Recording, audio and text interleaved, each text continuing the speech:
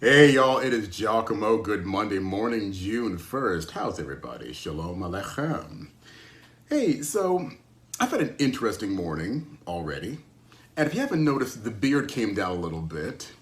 For those of you who have home shaving kits, powered razors, and such, make sure you check the number on the guard if you just want a little trim. I have been plug the razor in, put it on my face. Brr. What setting is that on? Oh God, it's on one.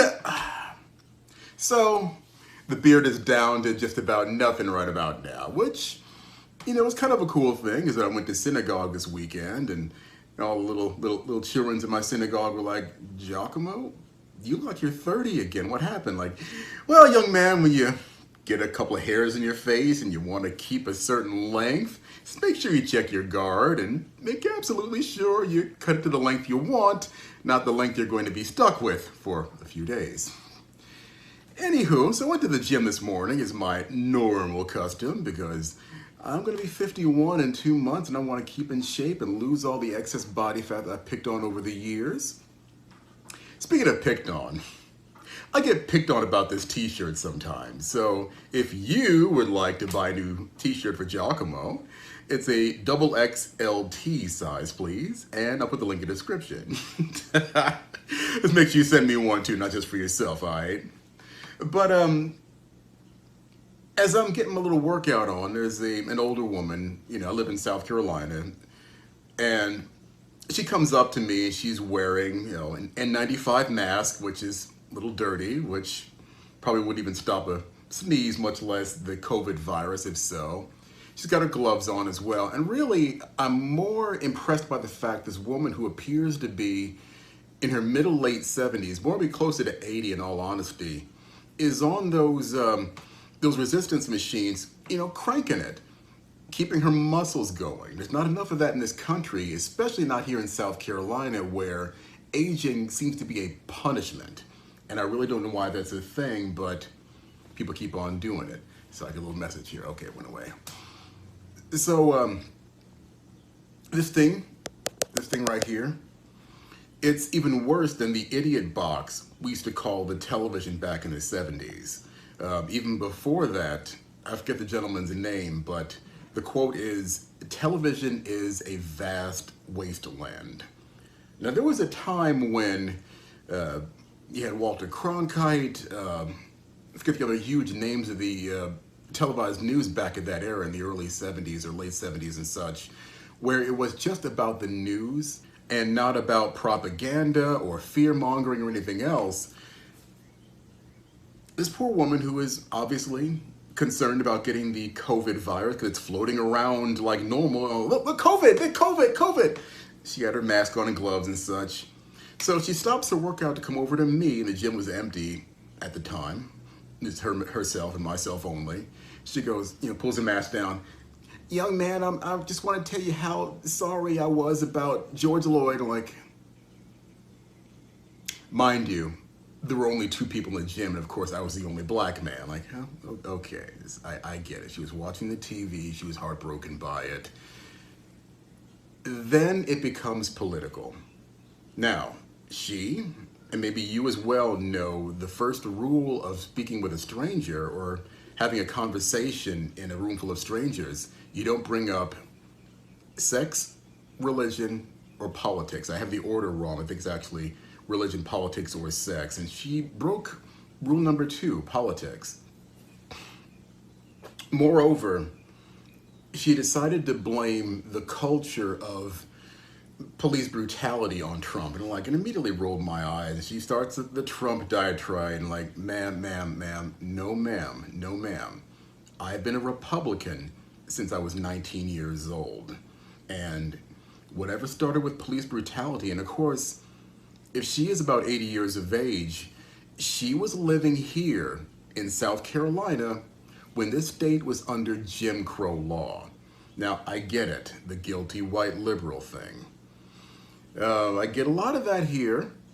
A lot of people who, mistake the skin color, which is reddish brown, not black, as my mentality or where I'm from.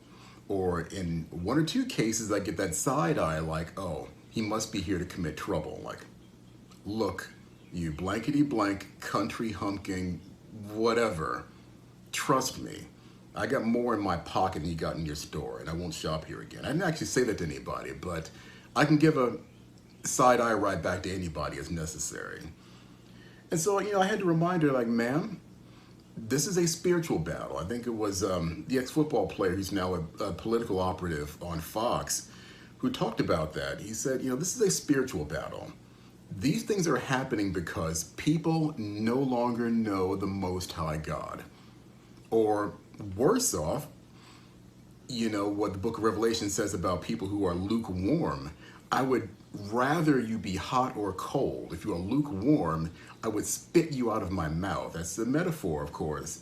You've got to know your scripture to know what Yahweh Elohim is talking about. And so I said the reason why this is happening is because people don't love and serve God anymore. If you don't love and serve others, you're not going to know the Most High God. You're going to go to church and come out an even worse sinner. What's the old adage?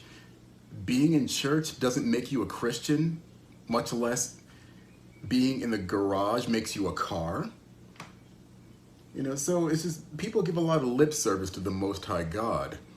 And if you knew him, you wouldn't commit racial violence. You wouldn't burn down someone's store. You wouldn't tear up the only job producer in a neighborhood like Target or AutoZone. And I've got other theories about that as well. I'm just thinking to myself, like, this was way too organized. Nobody has wanted to deal with these Antifa thugs since they started their nonsense in Denver or wherever it was, or Portland. So we're kind of reaping what we're sowing right now by not getting control of these people who, in their own little pea brains, have deputized themselves as anti-fascists. Yeah, when they start rolling tanks down the street, and I got a friend of mine I just met actually off Facebook and in real life at Walmart, who is an immigrant from Ukraine, okay?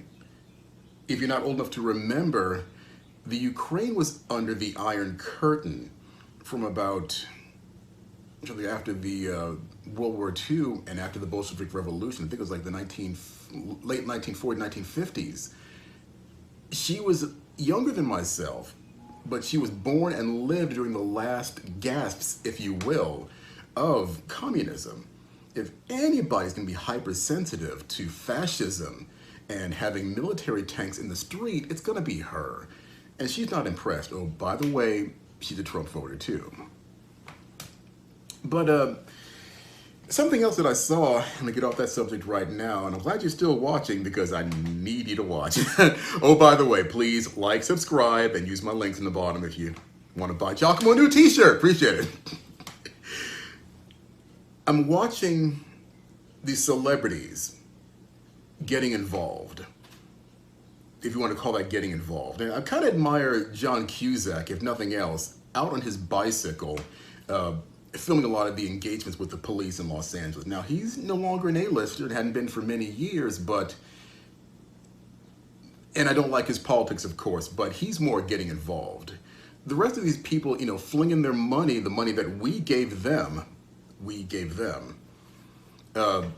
by bailing out rioters. I didn't say protesters, I said rioters. I'm asking myself, what's that about? Do you know what these people are accused of before you contribute to a bail fund and call yourself woke? I think it was Steve Carell, most certainly, who got a really negative review on that new Space Force TV show that he put together for, was it not Netflix? It might have been Hulu, I don't know. I'm not going to watch it, of course. But I'm saying to myself, wait a minute. You're going to bail out someone out of jail for creating mayhem, burning down a building, setting a police car on fire. How about you give that money to one of the black-owned businesses around the country that's been destroyed? How about you give out that money to some of the monuments and buildings in Washington, D.C. that are not federal buildings, but Department of the Interior buildings, part of our our culture here in America and rebuild those.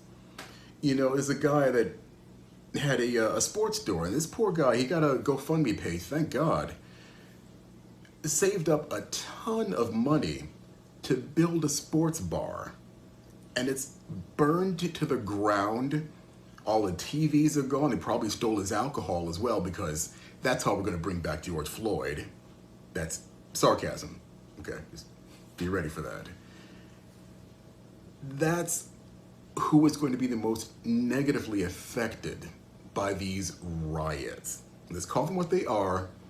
It stopped being a protest when the first brick was thrown, when the first fire was set. I don't honestly know who's responsible. Only the Most High knows who's responsible.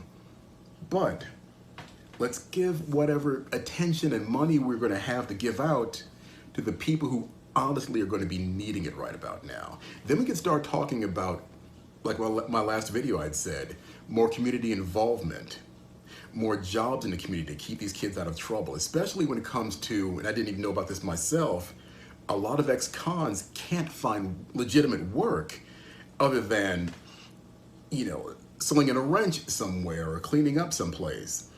I would love it if somebody came out of prison. I know somebody here in South Carolina, as a matter of fact. He did 15 years, I think, for armed robbery. He is now an entrepreneur, and he's looking inward at the Black community with his first business. He's running a huge entrepreneurial festival for young Black men here in South Carolina. That's who needs the money we're going to be giving out. I'm proud to support him. Unfortunately, his event is going to be held on Shabbat. Gonna have to miss out on it, bro, but you know, I love you and I want to help you in whatever way I can. So I want you to think about all these things right about now, that these riots are dying down. Where our attention needs to go, how we're going to fix community problems. And most certainly, anybody here who's watching this, if you're not involved in your local city council, if you're not going to town halls or other meetings with police, getting to know these police officers, please get up off your you-know-what, get off the phone, turn off the TV, and go. Because you need to get involved. You need to start asking these police officers questions like, what's your arrest record for young Black men? How can we stop engagement with the police? And how about even having reformed gang members come back into the community and say, hey, if we don't stop the slanging and banging, if we don't tear down these crack houses, the police are going to keep coming here and dealing with the issues that, unfortunately, we as ex-gangbangers started. The key to all of this is involvement and the elimination of selfishness in our community. Communities around, white, Black, Hispanic, otherwise. Once we get off that, we're going to be just fine. But first, stop the riots. I'm Giacomo. You have a blessed week. Shalom.